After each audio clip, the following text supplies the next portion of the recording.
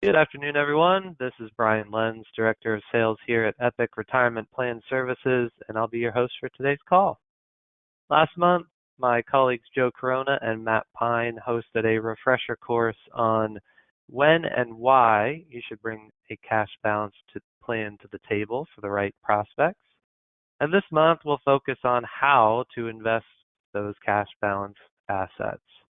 Joining us will be two experts from Manning & Napier Advisors, Craig Abbott, their Director of Defined Contribution Services, and Qualified Plans Consultant James Esposito, or Espo as we call him, who will share their insights on the unique investment needs of these plans. Craig oversees the firm's retirement plan new business and service efforts, and he works directly with providers like Epic, advisors, plan sponsors, and participants, promoting best practices in plan design and the effective utilization of investment solutions. Craig joined Manning & Napier in 1998 and brings to the table over 25 years of retirement plan industry experience. And sitting by his side there in his role as a qualified plans consultant, Espo assists employers with the technical design of existing and new qualified retirement plans to better address their goals and objectives. He joined Manning & Napier in 2011 and has been working in qualified plans for over 18 years, performing both defined benefit and defined contribution administration and consulting. As always, your line will be muted throughout the call, but if you have any questions you want me to run by Craig and James at the conclusion, just post that in the questions panel and I will be glad to throw it at them. With that, I'll turn it over to Espo. Thank you, Brian. Thank you very much. It's a pleasure to be here with everyone today. I'm going to turn my camera off just to increase the bandwidth a little bit here. There we go. And get started with our session, Cash Balance Plan Investment Solutions. A little bit about our firm, Manning & Napier Advisors. We're here in Rochester, New York, been in business about 52 years. Got about $4 billion in defined contribution plan assets, roughly another $4 billion in defined benefit plan assets.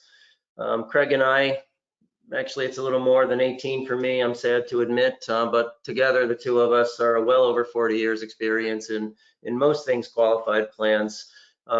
Proven approach to active management through multiple market cycles. One of our wholesalers can give you a more detailed presentation of our firm and our process, and Craig can certainly help with that. But let's move on. We're talk a little bit about cash balance plans. First, I want to talk about some stats, to show you how consistent this surge in cash balance plan adoptions has been, literally since the turn of the century, 2001. So roughly about 1,400% increase in the number of cash balance plans from 01 to 19. 300% increase since 2008, the first economic slowdown. It's going to be interesting to see as the data moves in for the 2021 and 22 plan years, what the latest slowdown has done. But in any event, 78% of existing cash balance plans adopted since 2006, since the Pension Protection Act cleared the way for employers to adopt these plans without too much regulatory concern. What makes them so popular? Well, essentially significant tax-deductible contributions for employers and the largest potential allocations, tax qualified allocations for business owners. If we focus on our 55-year-olds in the center of this grid here, the green bar is the 401k maximum, the gray bar is the cash balance maximum, the blue bar is the sum. So for your 55-year-old individual lucky enough to achieve all the maximums, you're talking about close to $290,000 in annual allocations to a qualified plan. So substantial benefits at a controllable cost for non-owner employees is a benefit of cash balance plans.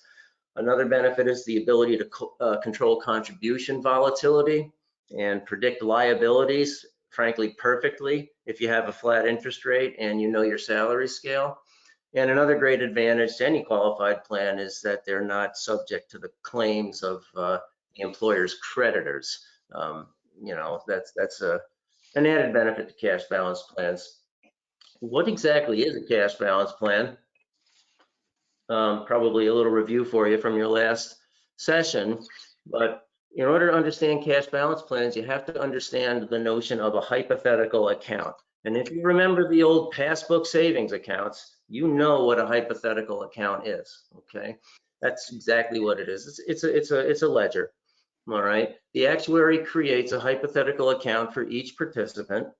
The plan's hypothetical account balance equals the sum of all the participant hypothetical account balances, all right? We see here a sample of a hypothetical account balance over 3 years, and the hypothetical account receives credits in 2 forms. It receives a pay credit, generally based on a percentage of pay, and it receives an interest credit, generally based on an interest rate known as the ICR, or interest crediting rate. It's named in the plan document. It's specified in the plan document, okay? So the vested balance of the hypothetical account is essentially what the participant can roll over when they, to an IRA or to another employer's plan, you know, when they separate from service, when they terminate with the employer. So in this instance, this participant, at the end of 3 years, if they're fully vested, they'd be able to roll out the $31,000 into the plan, but into an IRA or a 401k. But the hypothetical account is not related to the actual plan assets, okay? It's just a bookkeeping artifice. The actual plan assets are invested separately, all right? And that's the object of our session today, is how do we invest them, okay? But and we're gonna get to that. I'll tell you how it's hard to invest them. It's hard to invest to match this hypothetical account ledger. Very difficult to do that. For one, it's very difficult to earn 4.5% exactly on a calendar year basis, all right? And it's also very difficult to make your deposit on the valuation date, which is typically the last day of the plan year, or 12/31 for most calendar year plans. So how exactly do you invest cash balance plan assets? That's what we're here to talk about today. But in order to answer that question, you got to understand a couple of things. The first thing you need to understand is a little bit about cash balance plan contribution dynamics, and really the dynamics of funding any defined benefit plan. And that's basically this, okay? When the actual rate of return on assets is below the actuarial assumption, all right, in order to maintain full funding, well, the contributions typically have to increase. And the opposite works, the converse is true, okay? When the actual return on plan assets is far greater than the liability, or just greater than the liability, in order to keep the plan from being overfunded, well, you got to reduce your contributions, okay? That's the very basics of cash balance plan funding dynamics. Frankly, any defined benefit plan works that way. That's the first thing you need to understand before we answer the question, how do we invest cash balance plan assets? The second thing we need to understand is your plan sponsor, specifically which profile, and there are 2 that we believe exist, profiles that your sponsor will typically fall into. The first profile is called what we refer to as the benefit management profile, all right? These plan sponsors, they want to make sure their plan is funded, okay? They are not necessarily concerned with maintaining a specific level of plan contributions that directly offsets their earnings each and every year. Not so concerned with that. If they can get help from the plan's returns to help fund the liability, they'll accept that, in return acknowledging, you know, the increased volatility that might involve. Benefit management cash balance plan sponsors are typically larger employers, okay? We're talking 50 to 100, up in that range, okay? Benefit management.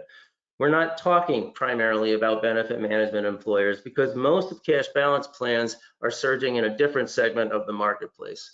This profile we refer to as the tax management profile, Okay, these are sponsors that say to you, hey, I'm making $500,000 every year, and it sure would be nice if I could have a $250,000 pension expense consistently every year for the next, 5-10 years. If you can give me that, I'll be really happy. Okay, that's what we refer to as the tax management profile. And these employers are typically small to mid-size, closely held concerns. All right. Think professionals. Okay, your doctors, your dentists, your lawyers, your architects, that kind of thing. Those kinds of businesses, highly profitable. Well, actually, precisely, what kind of businesses are you looking at in this profile? We're gonna get you to that. How do we invest? Don't worry, we're getting there. Your tax management market profile are businesses that I've got sort of bulleted out here. Your first prospect is your owner-only businesses. Okay, cash balance and cash balance 401k combination plans work great for owner-only businesses because they're very simple. No employees, no testing concerns to worry about, really wide latitude in plan design. Okay, so that's your first prospect type in the market, in the tax management market profile. When there are non-owner employees in that business, you want to see some age disparity, and that's not uncommon in a closely held concern. Okay, think of your typical dental firm. 1 or 2 dentists own the firm in their 50s, and then the requisite staff to manage everything at various ages, typically younger. It's typically what you have. When you have that age disparity and you have that consistent profitability, you've got an ideal candidate for a cash balance, some cash balance planning. Look for business owners rather, that want to break through the all they can get in a 401k plan. 61,000 or so this year, maybe a little more with a catch up. Okay, but those owners are really profitable, and $61,000 isn't enough on an annual basis. Maybe they need to catch up on some retirement savings. Those businesses, excellent candidates. And I mentioned earlier, stable, consistent profitability is important, and typically in these cash balance and 401k combinations, your employers are giving up 7+% of payroll to the rank and file in order to get 50, 60, 80, 90 +% to the owners. So they're willing to commit to that size contribution as long as you're getting the most of it. So that's typically the type of business that fits that tax management profile. So now back to our question: how do we invest the cash balance plan assets? To answer that question, we're going to consider, please and thank you, a sample tax management style employer. In other words, this very profitable employer has come to you and said, hey, if you can find a way to let me contribute, if you can get me a pension expense, it's basically $375,000 a year for like 10 years, all right, I'll be really happy with that. So the sponsor's basically telling you they want to offset their taxable earnings by $375,000 a year for 10 years, or basically $3.75 million investment over 10 years. And they want that plan obviously to be healthily funded, okay, between 100 and 110% funded. In other words, your assets are greater than your liability. Actuaries like it when the assets are greater than the liability. Plan sponsors like it when the assets are greater than the liability. Everybody likes it, okay? So the first thing that we're going to do for this sample employer is design the plan. We're going to design a plan that meets the objectives. But because the goal is 375, we're actually going to design the plan to come in with a liability that's lower than that annually.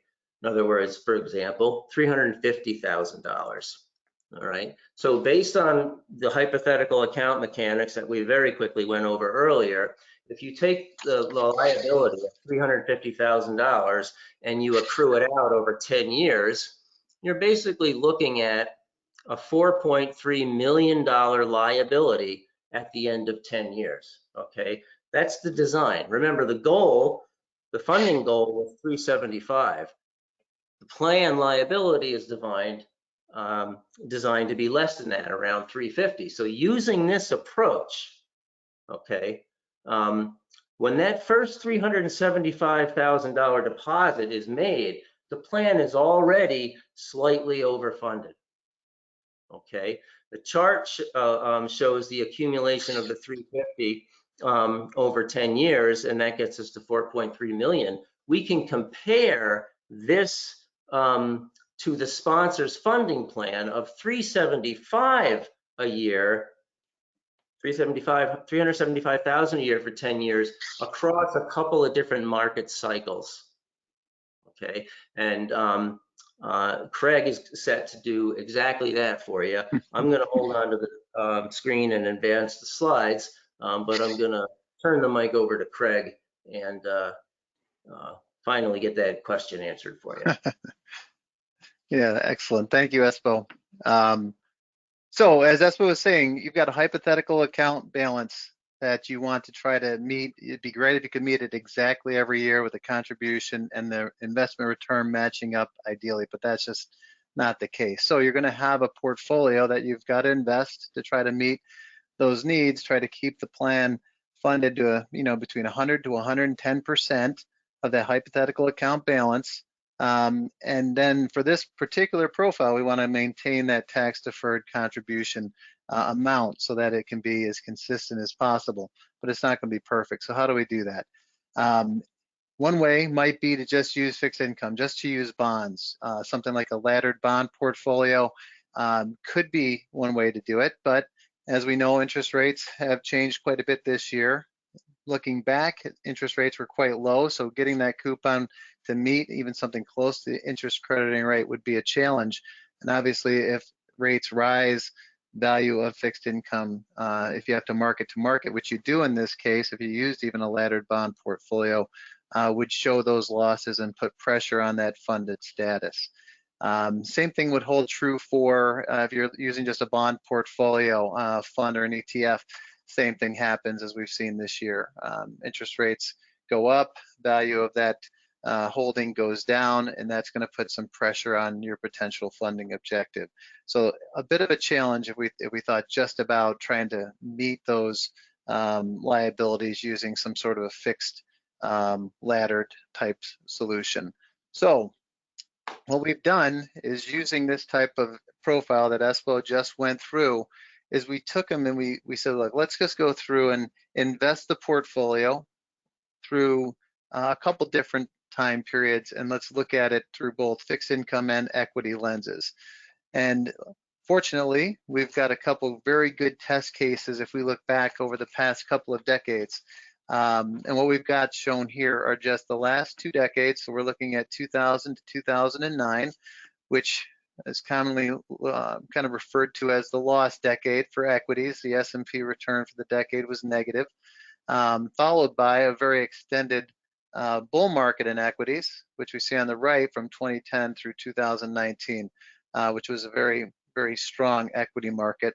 We've also got the U.S. Intermediate Government Treasury Index shown as well. So you can see if you go back to the first example, pretty healthy returns for fixed income over that 10-year period. But if you look at it over the last decade with low interest rates, we saw lower, more muted returns in fixed income markets. So we've got these 2 different areas of the market to invest in. So how can we possibly put these together to meet, or at least try to meet the needs of this type of investor profile for a cash balance plan? So what we've done is we've compared the hypothetical account balance over a 10-year period. So we've got 2 different 10-year periods versus the projected accumulation of the plan assets based on actual return of different types of investments. So we'll go through an example and try to show you how we can narrow the focus a little bit in terms of a good starting point, I think, for a cash balance portfolio. So what we're looking at here is the funded status, as Espo kind of outlined earlier, with the $375,000 contribution per year for a 10-year period of time, and we're looking at it through that lost decade for equities. And the bar chart or the line chart on the right shows you the funded status of the portfolio based on the actual return of different types of investments. So the color's a little difficult here, but if we kind of narrow in the 100% fixed income portfolio, that's the dark green line during that period of pretty healthy returns in the fixed income market. Thank you, Espo. Actually exceeded our 100 to 110% funded status at a couple different points over the decade. So close but not ideal just to put the assets in a fixed income portfolio over that particular decade. So if we look at the other end of the spectrum, we look at just 100% equity portfolio, looking at the S&P, we can see that, well, through the last decade, we had two significant bear markets, which put the plan in significant stress in terms of the funded status. And, you know, if you're following along, obviously to make up the difference, the employer would have to make significant contributions beyond their funding objective. Same thing happened if you took out some of the equity, like an 80-20 portfolio, a 70-30 portfolio. During a significant stress in the equity markets, we saw significant underfunding, which is not what we're looking for. Again, we want to try to keep the funded status in that 100 to 110% range as best we can. So that gray bar there is looking at a 20% equity, 80% fixed income portfolio. And you can see it had, in that last decade, it did a pretty good job of keeping us well funded, not too much too funded or not underfunded, so the point that the employer can continue to make and have consistent contributions, tax deferred contributions over that time, and have the plan in a good spot if anything needed to happen over that period of time, whether it be a distribution, maybe they had to terminate, whatever it might be, the plan was in good shape. So through a last decade in equities, we actually, a conservative balanced portfolio held up quite well. So you might ask, well, what about during a better market for equities? So we're looking at the last decade from 2010 through 2019, and same thing. If you look at the 100% fixed income portfolio, in this case, with rates being lower, very difficult to make a return that was even close to the hypothetical, the interest crediting rate, which would put you a little bit under stress in terms of your funded status. That's the dark green line. And of course, the last decade was an excellent decade for equities. So if we looked at 100% equity portfolio or even an 80-20 portfolio, we got significantly overfunded. Significantly overfunded, which would put a lot of stress on the plan in many ways, but absolutely would put pressure on the ability to put away that tax deferred saving that a tax management profile is really looking for. But then we go again to this 20-80% conservative balance type portfolio, and even during that type of decade, we remained in kind of 100 to 110% funded window, which is perfect for one of these types of investor profiles. So I guess the moral of the story as we kind of wrap this up is, you know, as we're looking at this specific type of account with this specific type of funding objective and an objective to try to keep in that 100 to 110% funding range, a conservative balanced portfolio has been an excellent starting point in many cases. Doesn't mean it's the only starting point. It doesn't mean every plan has this type of tax management profile. But if you look at the different designs and you're looking at it, in many cases, this type of conservative portfolio can be an excellent starting point. It's the kind of thing you want to get the plan started. A lot of these are new plans, so you want to get it up and running. You can do that pretty effectively if you start with something like a conservative multi-asset class portfolio. You can do this, you can build it yourself. Obviously, you can build any type of multi-asset class portfolio to accomplish this. It does take some oversight on an annual basis. You may keep on top of this and make sure that you're staying within that funding objective. Or you can hire a manager that does and makes asset allocation decisions within a portfolio over time to do this, so you don't have to think about it, and you can kind of worry more about the plan design and making sure that the employer is valuing the benefit as opposed to trying to manage a unique portfolio. But a great starting point, again, depends on the objective, but when we've looked at these small business owners, highly profitable situations, getting off the ground, this tends to be a very good starting point for the plans that we've worked with. So with that, That's, I think, all we had between the two of us, unless I missed anything, Espo, that you want to elaborate on. But if not, we'll turn it back to Brian and see if we have any questions. No, I thought that was excellent. Don't let your pension assets keep you awake at night. Play away in the 401k. Well, thank you both. Appreciate it. We'll open it up to a few minutes of questions here. If you have those, please do enter that in the questions panel, and I will throw them at Craig and Espo. The first one, probably for Craig, when you were referencing potential gotchas with individual bond portfolios, you mentioned marking those to market. Can you talk about the frequencies that would need to occur and kind of elaborate on why that may or may not be an issue inside the space? Yeah, I might even let Espo take that in terms of how frequently, but I believe it would be at the evaluation date every year when you go to value the plan, you'd have to mark those assets to market at that point in time. So it's not, these things aren't valued daily or, like a 401k plan, but when you run that valuation, you've got to look at the current value of assets. And if they're marked to market at that point in time, if they've had a movement either way, that's what the actuary is going to be dealing with when they go to value and make the decisions based on what type of contributions are necessary or available to be made. Yeah, usually it's the value on 12/31. Most plans are calendar year plans. Most calendar years end on 12/31. That's the day usually. Good. Let's see. Another one related to your portfolio is how sensitive is the conservative balanced portfolio recommendation to the crediting rate? So, for example, if the crediting rate is 6% rather than 4.5%, would you be starting to suggest another portfolio? I assume it's going to change where that gray band was on the chart. Sure. I mean, it could. We've run this analysis at 20/80, at 30/70 equity fixed, and it doesn't change significantly. To be honest with you, the difference, I think, in the portfolio is trying the best you can to control that year-to-year variability in return.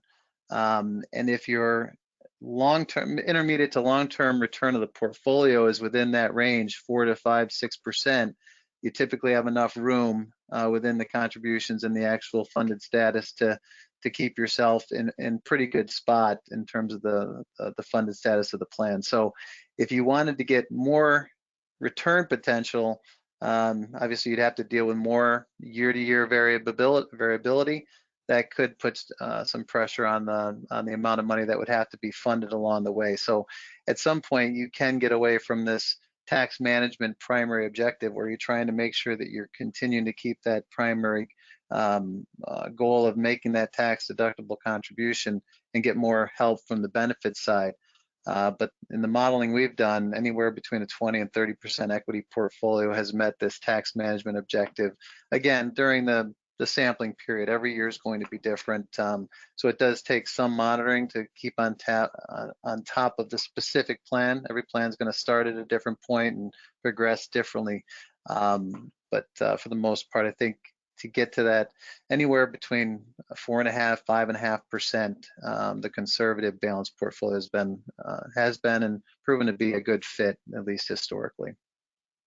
Yeah, and I think also you're not going to see an ICR much greater than 6%, and for a couple of reasons. You're going to see ICRs flat rate. When you see it, flat rate ICRs, they're going to fall between right around 3% and not much higher than 6%. The reason for the 3% floor has to do with I'll just use some vernacular, has to do with 401A 26 minimally reasonable benefit testing. Most interest rates below 3% are going to fail that. Most plans are going to fail that little test right away. So that's the lowest you'll see. And in terms of the highest you'll see, employers aren't they're not dumb. They're not going to give away an interest rate that's, you know, something that's, just not palatable. So, they're not gonna give away much more than 6%. And also they're gonna start running into benefit restriction, the benefit limits, the higher they go. So you see a band there. And I think the other thing to say is, don't fall for the shiny bauble. I mean, there are so many methodologies out there that say, hey, if you match the interest, if you match the hypothetical account exactly, then you don't ever have to worry about anything. And we can do that, and here's how you do it. It's very tempting to do that, and we did it.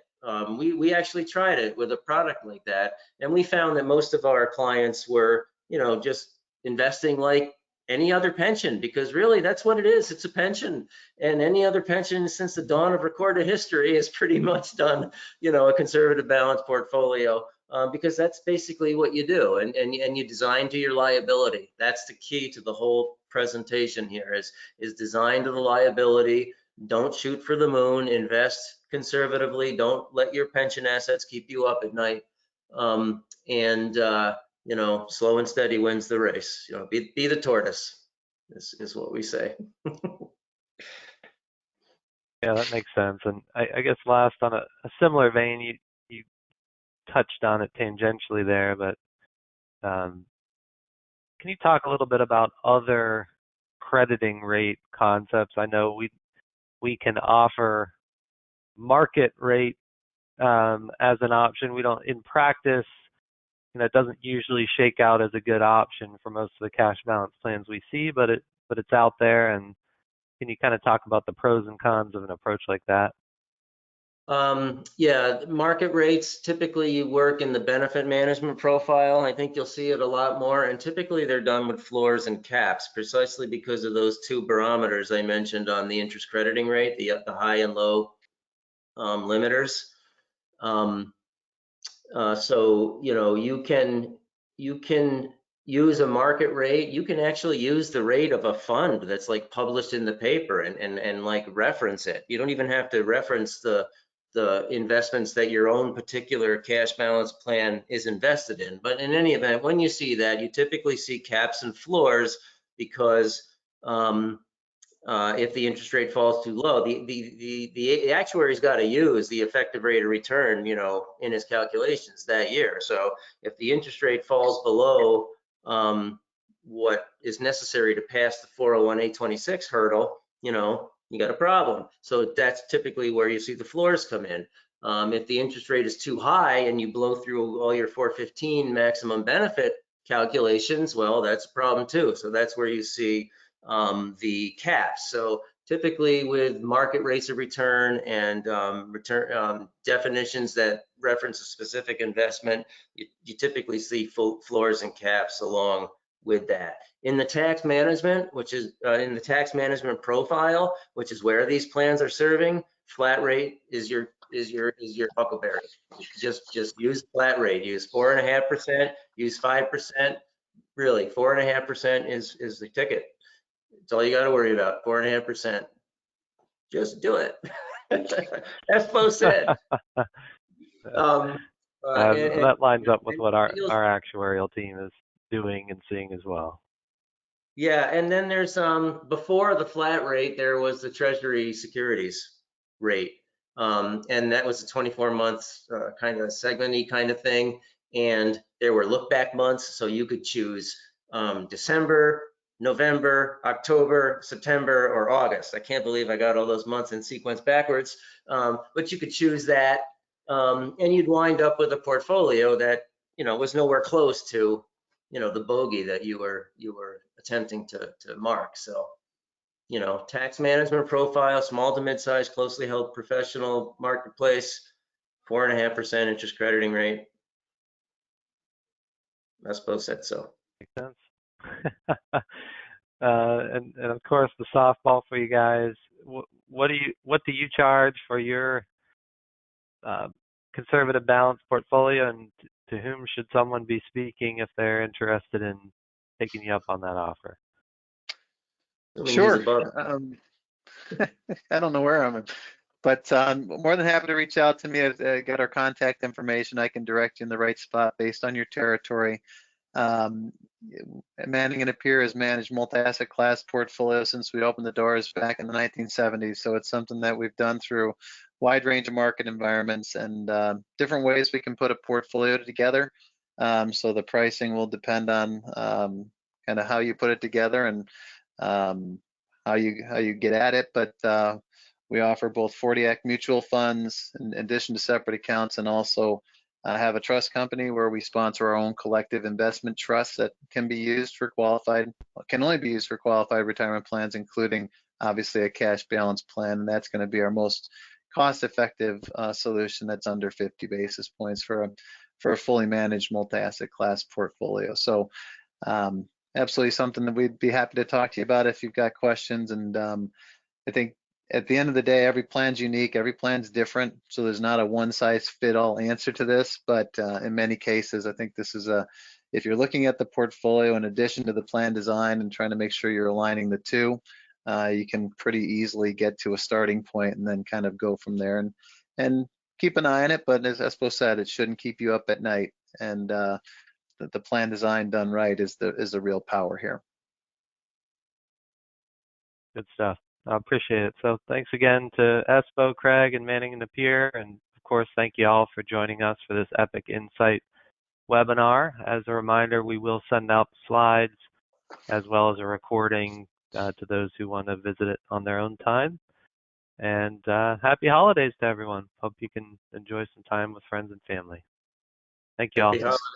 Yes, thank you, Brian. Thank you, Epic, for having us. Thanks, Brian. Thanks, everyone.